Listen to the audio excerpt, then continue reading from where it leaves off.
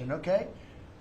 Madam Secretary. Thank you to the greatest boss in the world for a long time now. It's just an honor to be here. I'm going to keep my comments very short because I really want to make sure that you and the world gets to hear from our farmers. So a couple of quick points. Number one, this country and our farm economy is facing a crisis that we inherited that most of these farmers have not seen in their lifetime.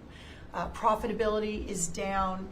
It's just one crisis after another. When we came into office, sir, when you did and you were sworn in on January the 20th, as you mentioned, not one new trade deal had been struck in 4 years.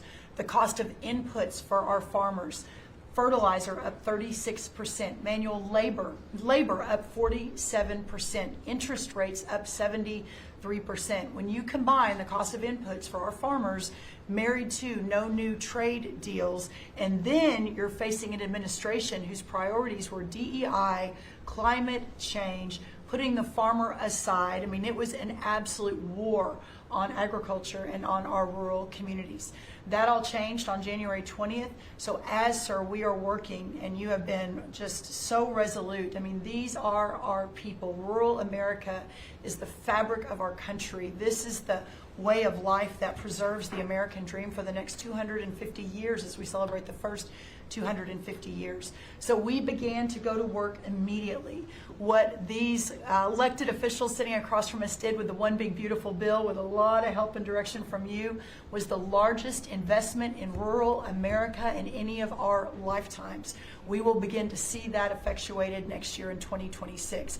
As we have fought to bring input costs down, you have talked about, and even this weekend did an executive order, signed one, on looking into the reason that so much of these costs have been driven up over and over. Equipment, again, fertilizer, seed, et cetera, et cetera. We have to make sure we understand why that is. And then the continuing of the additional trade deals across the world. And no longer will America be held and beholden to the regime of other countries' tariff infrastructure. Instead, we are moving our products out across the world. Having said that, and we have been listening to the farmers for the last 10 months, 11 months, sir, that the bridge that is needed to get from the last administration and what basically happened under the last president and the last U.S. Department of Agriculture to this new golden age for farmers, where instead of farming for government checks, they can farm to feed their family and sell their products and pass it on to the next generation, that this bridge is absolutely necessary based on where we are right now. So as the president said, we are very pleased to announce that today we are going to be effectuating an $11 billion bridge payment to our farmers. The money will move by February 28th of 2026, but by the end of this month, so just in the next couple of weeks, every farmer that is able to apply for it will know exactly what that number looks like.